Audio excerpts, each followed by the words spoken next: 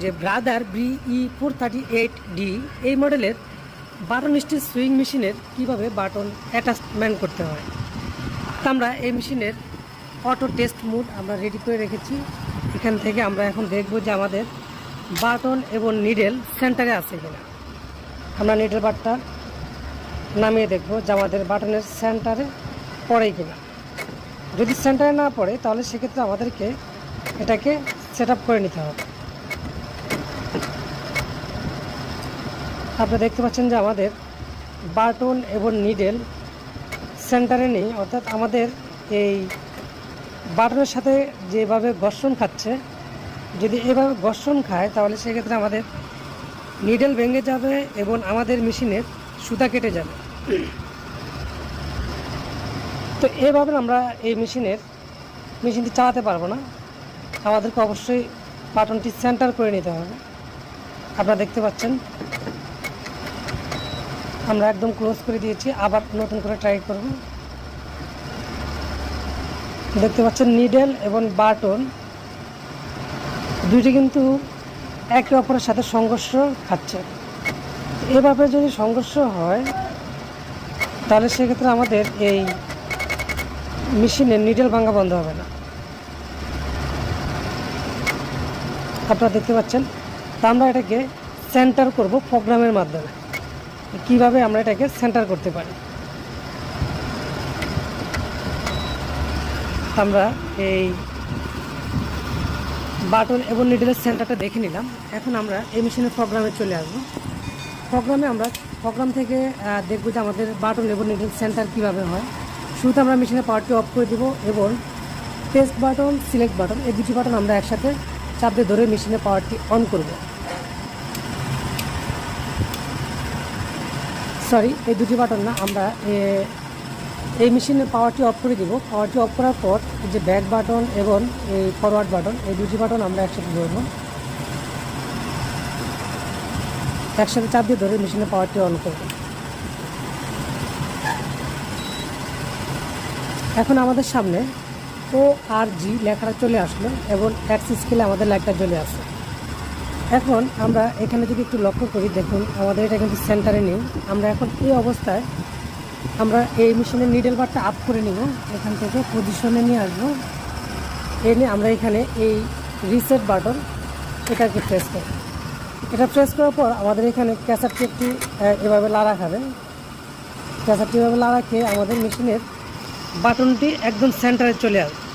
অর্থাৎ আমরা যদি নিডেল বারটা নামাই পিছন থেকে, আমাদের এই নিডেলটা 4 ছিদ্রের মাঝখানে থাকতে হবে, তাহলে আমাদের এটা অটোমেটিকলি সেন্টারে চলে আসবে, প্রত্যেকটা ছিদ্রের মানে পজিশনে চলে আসবে।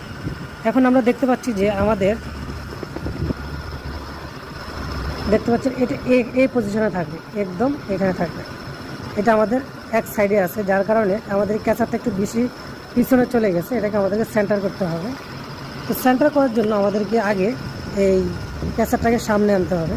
এটা ক্যাচারটা পিছনে আছে, আপনারা একটু ভালো করে লক্ষ্য করুন। ক্যাচারটা পিছনে আছে, যার কারণে আমাদের নিডেল এবং বাটনের সেন্টার কিন্তু হচ্ছে না, এটা এই পজিশনে থাকবে। অর্থাৎ আমাদের একটি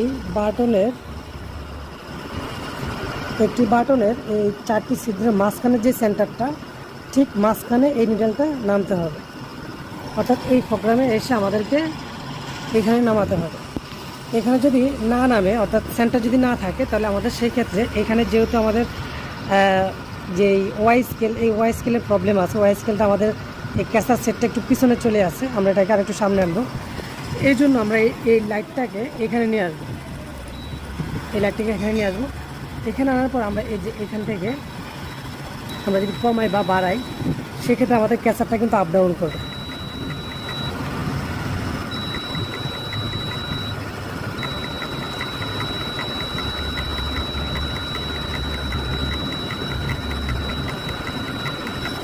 দেখতে পাচ্ছেন আমাদের নিডেলটা কিন্তু বাইরে চলে আসছে। প্রোগ্রাম থেকে আমাদের ক্যাচারটা সামনের দিকে আসতেছে। তা আমরা আমাদের যতটুকু প্রয়োজন ঠিক ততটুকু রাখবো। আমরা এখানে এই যে আমাদের ক্যাচারটা ওয়াই স্কেল 4 ছিদ্রের মাঝখানে চলে আসছে, আপনারা দেখতে পাচ্ছেন। আমরা এখন যে কাজটি করব, এবার ওয়াই স্কেলের কাজ করব। এক্স স্কেল আমাদের সেন্টার হয়েছে, বাট ওয়াই স্কেল কিন্তু আমাদের ক্যাসারটা একটু ডাইনে আছে। আমরা এখন এটাকে বামে নিয়ে আসবো, বামে আসলে আমাদের এটা এই সেন্টারে চলে আসবে। এই জন্য আমরা যে কাজটি করব, এই বাটনটি চাপ দিয়ে আমরা এই লাইটটাকে জ্বালিয়ে নেব, এক্স স্কেলের লাইটটাকে জ্বালিয়ে নেব। এখন আমরা এই আপ এবং ব্যাক এবং ফরওয়ার্ড এই দুটি বাটনের সাহায্যে দেখুন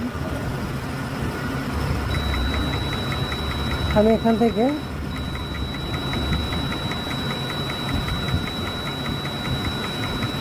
প্রোগ্রামের মাধ্যমে ক্যাচারটা লাড়তে পারতেছি। আর এখানে আমাদের এই যে এখান থেকে যদি আমরা লাড়ি, নাম্বারটা যদি চেঞ্জ হয় তাহলে আমাদের এখানে চেঞ্জ হতে থাকবে। আমরা যে কাজটি করব, এখানে আমরা এই 4 ছিদ্রের মাঝখানে একদম সেন্টারে আমরা নিডেলটাকে রাখব। সেক্ষেত্রে আমাদেরকে এই 4 ছিদ্রের যখন মাঝখানে থাকবে তখন আমাদের এই অটোমেটিকলি এই ছিদ্রগুলো মিলে যাবে। তো আপনারা দেখতে পাচ্ছেন কি না অবশ্যই কমেন্টে জানাবেন। তো আমি ওয়াই স্কেলের সেন্টারটা করে নিলাম। দেখুন আমার ওয়াই স্কেলের সেন্টারটা হয়ে গিয়েছে। আমি এখন এটাকে এই যে ওয়াই স্কেল দেখে নিলাম, আমার এখানে 11 আছে এবং কি এক্স স্কেল ওয়াই স্কেল এখানে যে নাম্বারটা থাকুক না কেন ওটা কোনো প্রবলেম নেই। চাইলে আপনারা 0 করে এখানে এক্স স্কেল বা ওয়াই স্কেলে 0 রাখবেন এবং এক্স স্কেলে 0 রেখে আপনারা এখান থেকেও করতে পারেন কাজটা। এই যে একটি স্ক্রু, এই দুটো স্ক্রুর মাধ্যমে আপনারা এটাকে সেন্টার করে নিতে পারেন। সেই ক্ষেত্রে আপনাদের কাজটা হয়ে যাবে। আর প্রোগ্রাম থেকে করলে আপনারা এই এক্স স্কেল ওয়াই স্কেলের মাধ্যমে এই কাজটা করে নিতে পারবেন। এখন আমাদের যে কাজটি করতে হবে, এটাকে সেভ করে নিতে হবে। আমরা এটাকে সেভ করব। এখন ইরোর মারতেছে, ইরোর কারণ আসলে এটাকে আমাদের পজিশনে রাখতে হবে, মার্কটি আমাদের সোজা থাকতে হবে, তাহলে আমাদের এটা সেভ হবে। আমরা এটাকে সেভ করে নিলাম এবং ওয়াই স্কেল এটাও আমাদের সেভ হয়ে গেছে অলরেডি, যেহেতু এটা আপ ডাউন করা বন্ধ হয়ে গেছে, সেভ হয়ে গিয়েছে। আমরা এটাকে টেস্ট মোড থেকে চাপ দিয়ে প্রোগ্রাম থেকে বাইরে চলে আসবো। এখন আমাদের মেশিনটা রেডি। আমরা এখন এটাকে আবার চেক করব। চেক করার জন্য টেস্ট বাটন প্রেস করলাম। এখন আমরা এই মেশিনের প্যাডেলটি একবার চাপ দেওয়ার পর আমাদের ক্যাসারটি নিচে নামলো। দেখুন